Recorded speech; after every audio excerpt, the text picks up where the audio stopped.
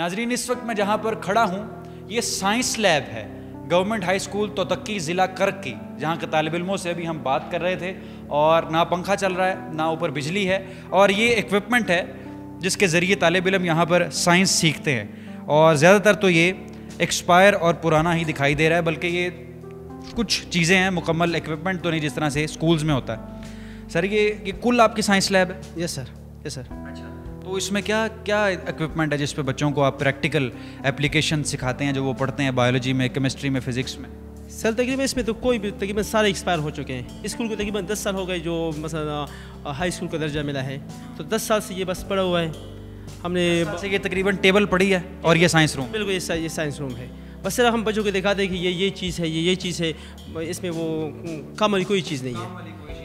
بالکل سر، اور ہم نے تقریباً بار حکام بالا کو اس کے بارے میں انفارم بھی کیا ہے، لیکن کوئی بھی اس سے ٹچ سے مس نہیں ہوا ہے۔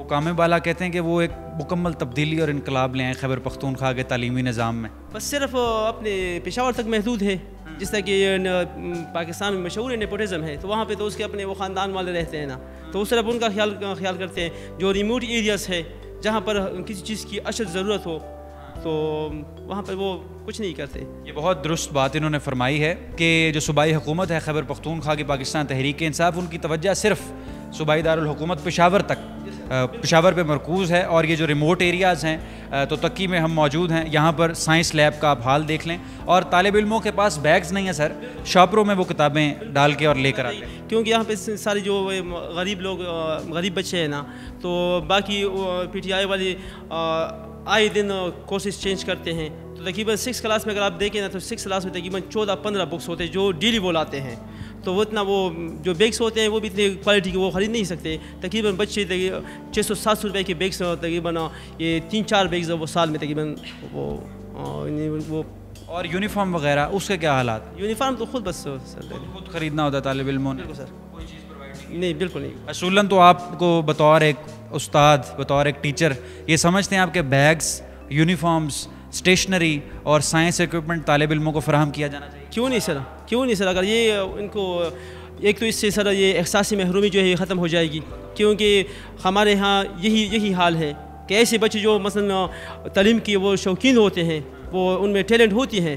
سر آپ کو بھی معلوم ہوگا کہ جو ریموٹ ایریاز ہوتے ہیں وہاں سے لوگ، یہ ٹیلنٹڈ لوگ جو ہیں وہ پھر وہ اپنا نام اپنے ملک کا نام روشن کرتے ہیں، لیکن یہ پیسوں کی وجہ سے، غریبی کی وجہ سے، غربت کی وجہ سے وہ دور نہیں جا سکتے۔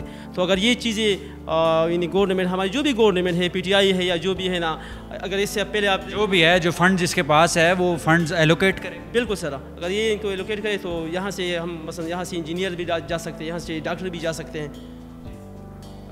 جی، تو آپ نے سنی گفتگو، جو یہاں پر ٹیچر ہیں ان کے ساتھ میری گفتگو جاری تھی، اور یہ سائنس لیب کا آپ نے حال دیکھا۔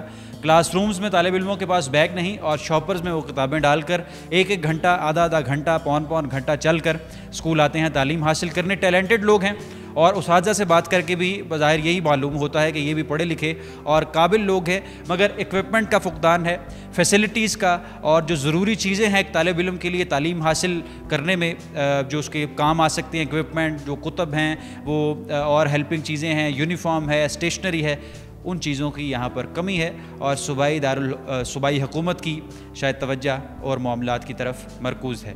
رخشان میر کو دیجیے گورنمنٹ ہائی اسکول توتکی ضلع کرک سے اجازت، آپ کی خدمت پہ دوبارہ حاضر ہوں گے۔ اللہ حافظ۔